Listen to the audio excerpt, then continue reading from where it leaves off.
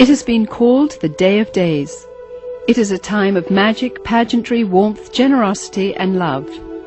For many of us, our fondest childhood memories revolve around the traditions of Christmas. It is a time that many around the world celebrate as the birth of Jesus Christ, the Saviour and Messiah of mankind.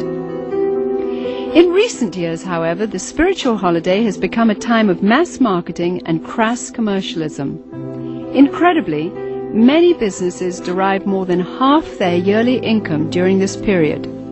The process of gift-giving, once thought to have come from the story of the wise men who offered gifts to the newborn Christ, has evolved into the buying frenzy we see today during the month of December. But what about the other Christmas traditions? Have you ever wondered why we decorate the Christmas tree? Why we light the Yule Log? Why we hang the mistletoe? And why we teach our children to believe in Santa Claus? In the next hour, you will discover the true origins of Christmas. You may be surprised or even shocked to learn the source of your favorite holiday traditions. Chances are, you'll never look at Christmas the same ever again.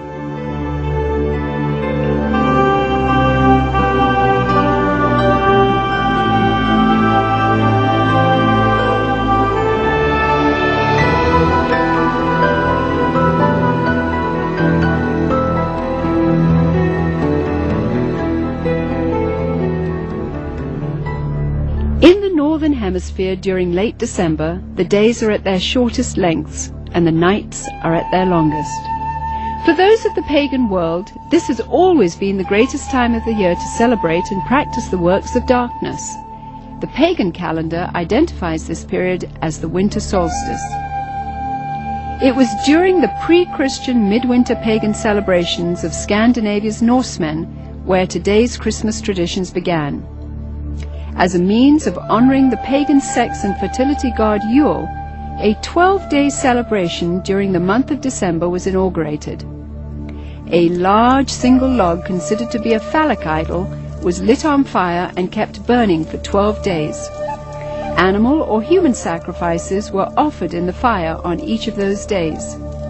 Wild, delirious reveling accompanied the daily sacrifices as drunken participants defiantly strove to make contact with spirits. 1,000 miles away in pre-Christian Rome, celebrants were paying homage to their own gods during the winter solstice. Witchcraft traditions hold that a number of pagan gods were given birth during this period, including Dionysus, Attis, and Baal, chief male god of fertility and licentiousness.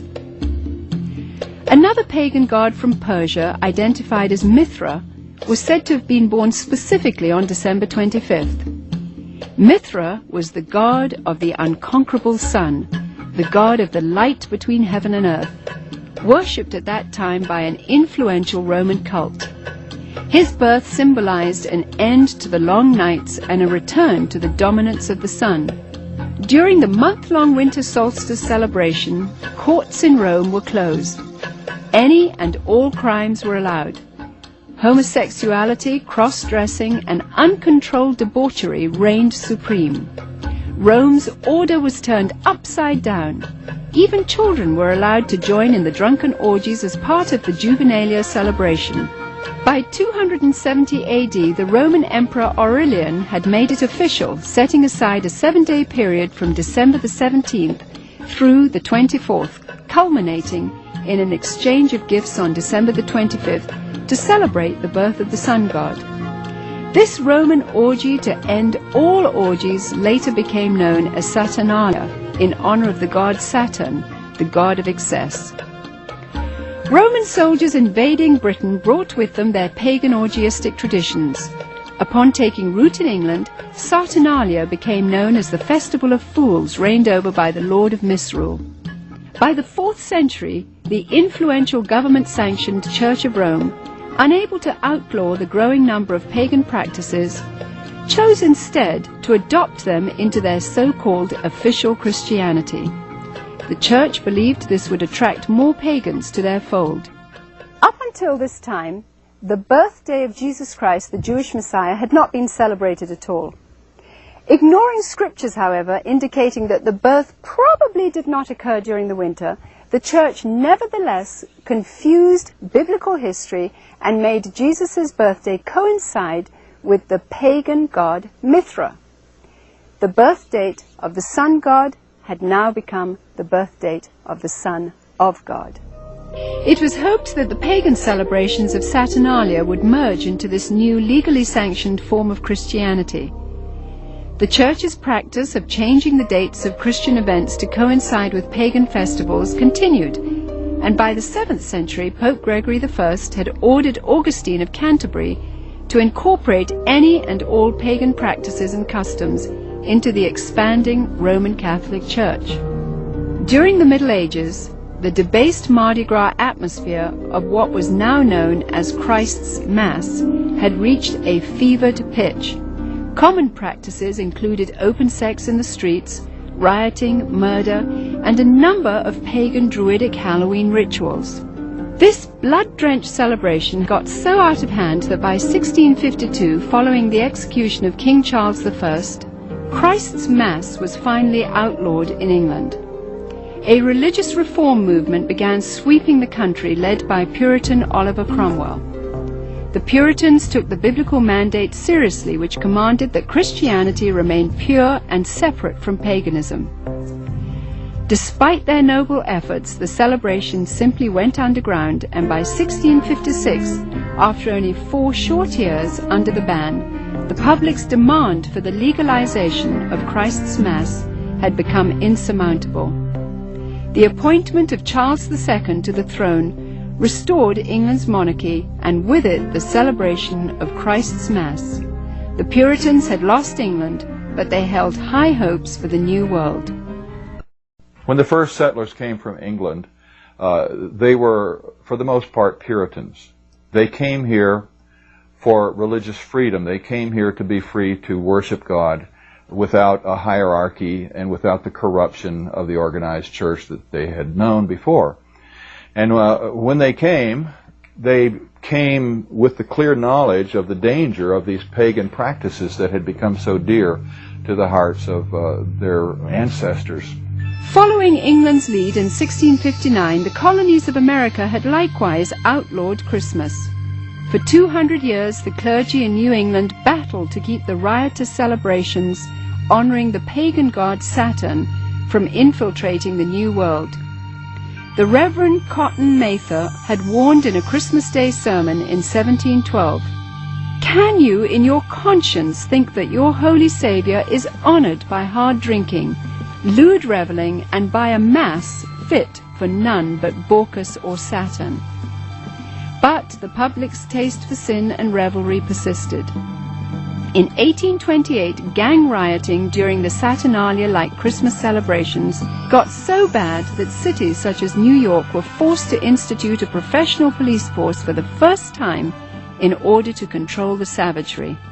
Christmas was not only not widely celebrated, in many cases, many places Christmas celebrations were actually outlawed. And this was because of the attitude of many of the churches who regarded it as primarily as a pagan celebration and as a reproach to the Lord. By the mid-19th century, American churches were the last remaining holdout in the war against the validation of Christmas. However, they too finally succumbed as a result of the efforts of the American Sunday School Society, who began advocating Christmas programs for children as a method of filling the pews. The Society argued that children could be taught about the birth of Christ through the reenactment of the Nativity. They also offered candy and treats to the children as a means of enticing families into accepting the holiday, despite its notorious history and blatantly pagan roots. The successful technique of bribing children with candy would later be used on an unsuspecting American populace in the effort to promote the acceptance of the pagan rituals of Halloween. However, it was the work of England's most popular writer, Charles Dickens, whose ghostly 1843 book, A Christmas Carol, cemented the Christmas holiday in the hearts of Americans forever. Dickens' well-loved story made the pagan Christmas feasts, shining trees, glittering shops, and family warmth irresistible to those wanting to experience the holiday. Coming to America in 1867 to promote his work, Charles Dickens packed theatres as he read his story to cheering audiences around the country. A Christmas Carol gripped America and destroyed any final attempt to stop the evolution of Christmas. By 1875, the Puritans had been beaten, and by 1890, all American states had voted to make Christmas a legal holiday.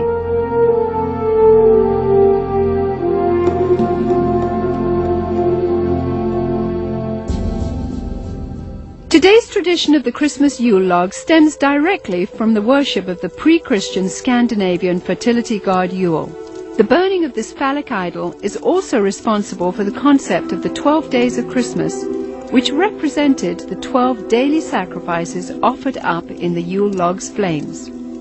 Another good example of the pagan elements of Christmas is the whole concept of Yule and the Yule Log. The very term is derived from a Norse god, Yule, spelled J-U-L. And every year around Christmas time, a huge log was cut down and fashioned into a fertility symbol and then burned for 12 days. And on each successive day, a new sacrifice to the god Yule was performed in the fire, and a new sacrificial victim was burned to death. Sometimes, but not always, the sacrificial victims were human beings. And the whole notion of the 12 days of Christmas also comes to us from this Norse pagan tradition. In an attempt to blur the origins of this horrific ritual, the Church of Rome placed the first day of the Mass of Christ on December 25th and the 12th day on January the 6th. Despite no scriptural references for January the 6th, it was selected as the day the wise men supposedly arrived to offer gifts to the newborn Christ. This day then has become known as Epiphany. During the Dark Ages, the European custom of putting an oil-lighted wick lamp in the windows during the 12 days of Christmas signified to neighbors that the occupants were participating in the pagan worship of the phallic idol Yule. In today's commercialism, this is where we get the tradition of decorating our houses with Christmas lights. The Yule Log custom was originally brought over to America by Scandinavian immigrants during the 1600s, and despite attempts to ban the tradition, it has stayed with us to this very day. Today, when we wish someone Yuletide greetings, we are in a sense invoking the power of the fertility god Yule upon that person.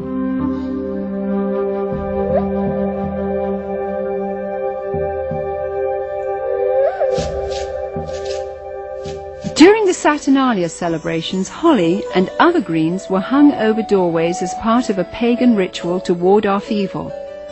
To deck the halls with boughs of holly was to acknowledge the powers of the nature gods. According to Wiccan rituals, placing holly or other greens in the shape of a circle or wreath accentuated its magical power. Similarly, mistletoe, when used in the casting of Wiccan or Druidic spells, could render a woman helpless and open to sexual exploitation. This is where we get our custom of hanging mistletoe in doorways today, and if a woman is caught underneath, she may be kissed and must not resist. The fir tree, the mistletoe, all of these things typically come from overtly pagan traditions, typically from Northern Europe, German, Norse, and English. Likewise, evergreen trees have always represented sex and fertility in pagan cultures. During the winter solstice, trees would be chopped down, brought inside, set up, and decorated as idols for worship. The Christmas tree was regarded as a sacred tree. The pagans of Northern Europe typically worshipped trees. They regarded trees and groves as sacred. So the bringing of the tree into the house would be a way of bringing this supernatural source of blessing into your home. That was the whole idea, that there were spirits who resided in the trees. In the Middle Ages, the tradition of the winter solstice Christmas tree primarily took root in Germany. During his reign, King George I, himself of German extraction, brought the custom to Victorian England. German immigrants settling in Pennsylvania did the same in America during the early 1800s. In 1848, the London Illustrated News published this famous engraving depicting Queen Victoria and her royal family beside a decorated Christmas tree. And within a few years, nearly every English household had their own tree in allegiance to the monarchy. By 1900, the U.S. Forest Service estimated that at least 1 in 5 homes in America had adopted the Christmas tree tradition.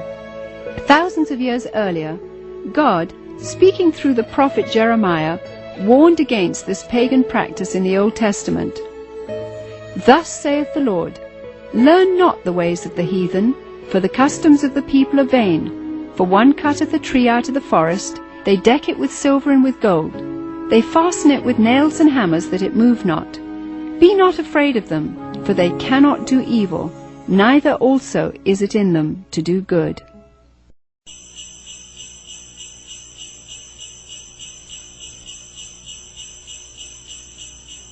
Santa Claus is another good example of a pagan element of Christmas. Santa Claus, as we know him today, is an amalgamation of several different traditions, but in most cultures throughout the world, you will find the existence of what is known as hearth gods, gods who guard the hearth and the chimney and keep the fires burning and make sure the food cooks properly and the people are warm and what have you. And at a certain time of year, in the middle of winter, typically, the hearth god dressed in red will come down the chimney to reward those who have pleased him during the course of the previous year, and to lay curses or hexes or other forms of punishment upon people who have displeased him. The concept of Santa Claus has had a long and winding history, with a number of diverse cultures contributing to the composite character we have today. Beginning once again in Scandinavia, Santa's original incarnation was in the form of Odin, the pagan god of thunder, a tall fellow with a long flowing beard who inhabited the spirit-infested Nordic forests. Odin would travel the sky during the winter solstice, deciding who would die and who would prosper. Most believers were frightened of this particular time of year. In England, Odin eventually evolved into Father Christmas, who, crowned with sprigs of holly, travelled the countryside getting roaring drunk as part of the Festival of Fools celebration. Frequently he would be accompanied by a horned goat, ironically the biblical symbol of those who reject the salvation of Jesus Christ. According to the traditions of the Church of Rome, there was a Turkish bishop named Nicholas who hailed from Myra in Asia Minor during the 4th century. He was known as the patron saint of seafaring men. Over the centuries, as the legend began to unfold, it was rumored that St. Nicholas had actually captured the devil himself, put him in chains, and made him his personal servant. Recognized in various cultures as Krampus, Beelzebub, or Zwart Piet, Black Peter, this assistant of St. Nicholas is best known by his German name, Knecht Ruprecht. Described as a hideous horned creature, the servant Ruprecht was a dark and sinister figure who stood in stark contrast to the saintly Nicholas. Somehow Father Christmas's companion, the horned goat, had metamorphosized into the foreboding horned devil called Ruprecht. As St. Nicholas travelled from house to house, inquiring about the behavior of children, Ruprecht would drop candy and gifts down the chimney into the good children's shoes which had been placed there. It was from this story that we get our tradition of hanging stockings on the mantle at Christmas time.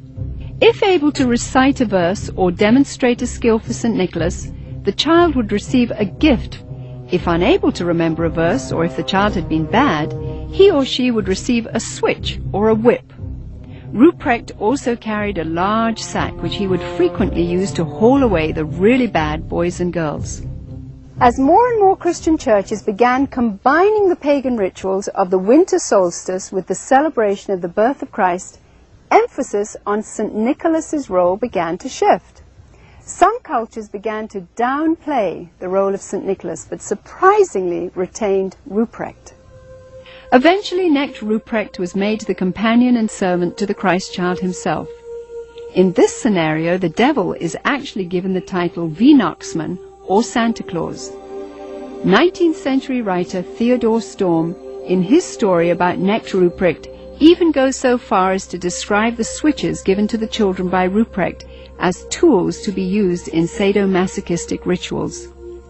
Soon, the image of Ruprecht would fade from the Christmas tradition, but not his sadistic influence. Many of the early depictions of Santa Claus portrayed him not as a jolly gift giver, but of an unfriendly disciplinarian complete with a ready switch or whip. One of the problems with the Christmas gift thing for children is that it really is a religious teaching, a wrong religious teaching, because it teaches them that if they're nice, they get the gifts. If they're naughty, they don't. Or in my case, I was taught that he would leave us a bundle of switches. Isn't that interesting? It's a salvation by my own personal virtue. But there's a second thing wrong with it, and that is that they're going to get those gifts whether they're naughty or nice, because most parents love their children and wouldn't dream of, quote, ruining their Christmas. And they're not going to ruin Christmas. They're going to give those children the gifts anyway. And sooner or later, those thinking children are going to realize, I wasn't very nice, but I got the gift anyway. So it isn't important to be nice. It isn't important to do what is right and avoid what is wrong. German immigrants coming to America during the 1620s tried to influence the New World with the stories of St. Nicholas and his gift-giving companion, Knecht Ruprecht. But somehow the idea just didn't take hold until almost 200 years later. In 1819, America's best-selling author, Washington Irving, used his influence to promote St. Nicholas in a popular Christmas story titled Brace Bridge Hall. Consulting Irving's writings, Episcopalian minister Clement Clark Moore penned a decidedly secular tale called A Visit from St. Nicholas in 1822. Later retitled The Night Before Christmas, Moore's poem was based on the tales of German and Dutch immigrants who had come to America. Intended originally only for his own children, Moore's story was published in the Troy Sentinel in New York and became an overnight sensation. Gone were the bishop's remnant of St. Nicholas. He was now a jolly old elf imbued with supernatural powers. Moore had also replaced Nicholas's companion, the horned Knecht Ruprecht, with 8 horned magical reindeer.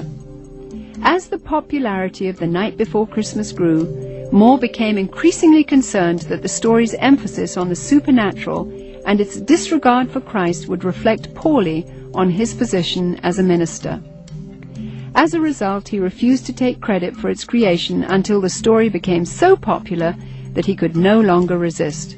40 years later, illustrator Thomas Nast, political cartoonist for Harper's Weekly, seared the image of Santa Claus into the minds of the world by creating a drawing which combined Moore's jolly old elf with images of St. Nicholas taken from his own native Bavaria. By 1880, Santa was a thoroughly secularized folk hero who had become increasingly irresistible to retailers worldwide. One factor that has contributed to the paganization of Christmas, the complete paganization of Christmas, has been the element of commercialism. It may seem odd to think of it in that context, but remember that Christ himself identified the love of money as a spiritual force in and of itself. And where it comes into play, it has a kind of naturally hostile effect on the gospel and the Christian faith. So the commercialization of Christmas has helped to highlight the pagan elements and to drive the overtly Christian elements further underground. To me, the most obscene thing about Christmas celebrations and customs as we know them is that as a result of these things, Jesus is displaced in the hearts of children by Santa Claus.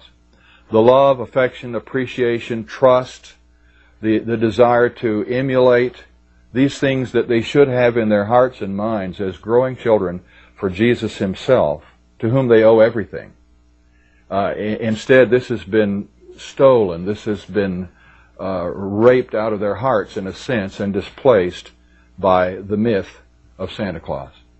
He takes the place of God or of Jesus Christ in the special world that is Christmas. He has supernatural knowledge of your history. He has supernatural knowledge of your present, of your attitudes. He's keeping a list. He knows who's naughty and nice. Your parents don't even know that. He's obviously got some conduit to knowledge that is beyond the human, and he flies through the air, capable of visiting every place on the globe in the course of a single night. In many, many ways, Santa exhibits supernatural qualities that provide a kind of a surrogate deity or a substitute for God or for Christ. Myths, by definition, evolve and change, and things are added.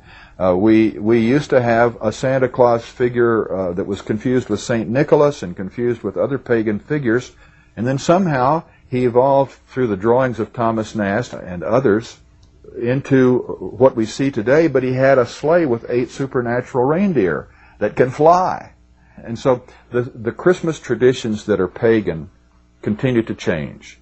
But the truth of Jesus, the truth of the Incarnation, the truth that the Word was made flesh and dwelt among us, never changes, never will.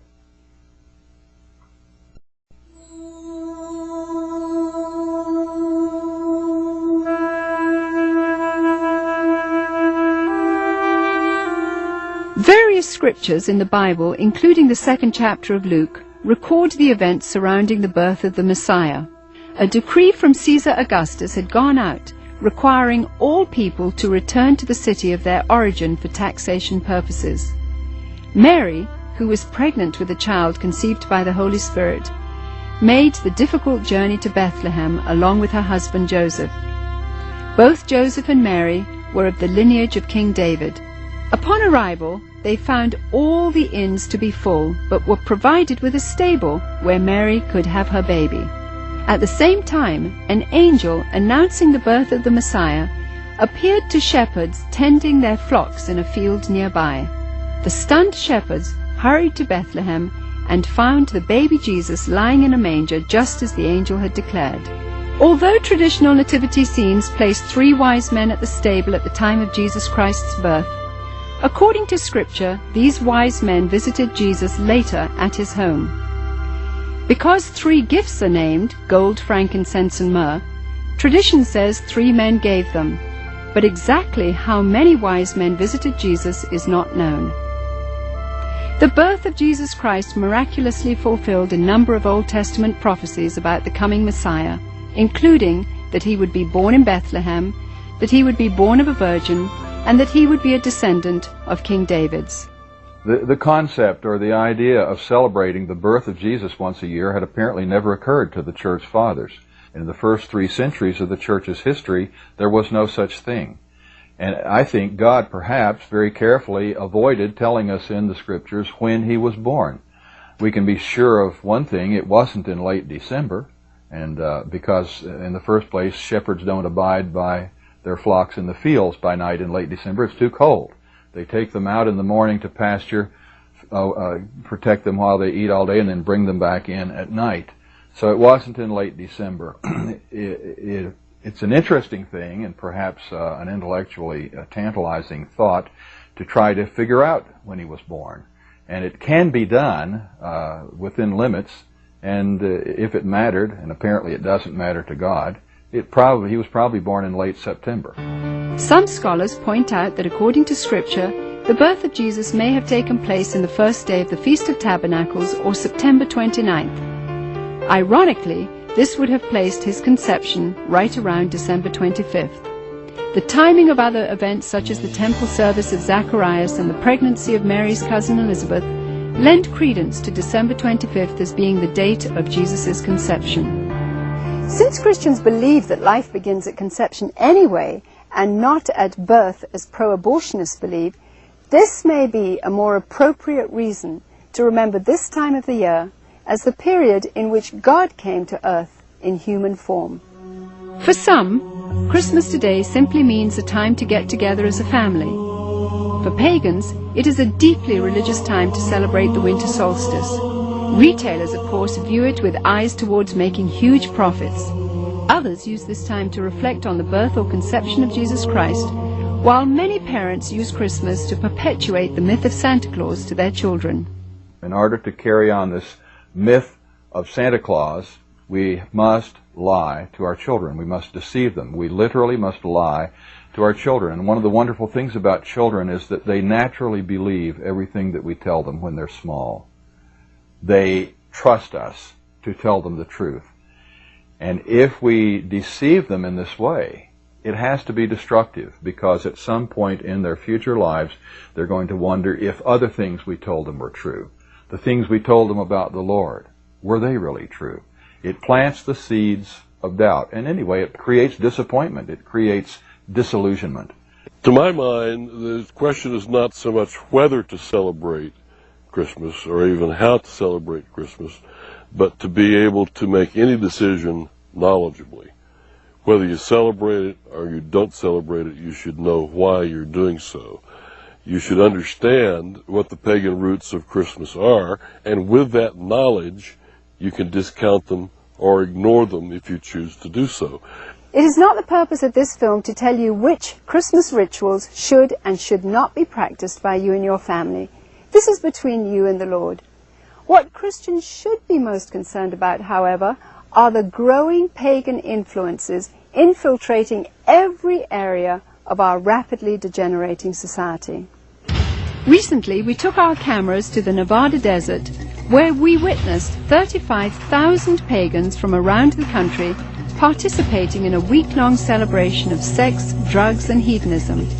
Here, everything was permissible and encouraged, except for the adoration of Jesus Christ. In nearly every ritual performed, Christianity was mercilessly mocked and despised. Each year, the numbers of participants continues to grow. Its attraction is expanding worldwide as it recruits through the internet. It is sobering to witness what could be the wave of the future unfolding before our eyes. It is not only permitted in the public schools, in the government schools, to celebrate holidays. It is encouraged and in some instances required. But with this condition, they must be pagan. They must not be Christian. And Christmas time, they are certainly encouraged to put on Christmas programs and Christmas plays. But all references to Jesus, all references to the gospel, all references to the incarnation, all references to God must be omitted. They sing about Santa Claus, they sing about Rudolph the Red-Nosed Reindeer, and God only knows what else they sing about that isn't scriptural. Since the pagan elements in Christmas are so strong, and they provide virtually the entirety of the structure and the content of the holiday, there is no Christian element in the holiday. Therefore, it becomes the ideal, politically correct, culturally diverse, multicultural holiday for everyone. In the 17th chapter of John, Jesus taught that it was appropriate for his followers to be in the world, but not of the world, meaning that we should be involved in our world so as to have a positive influence, but not become corrupted by it.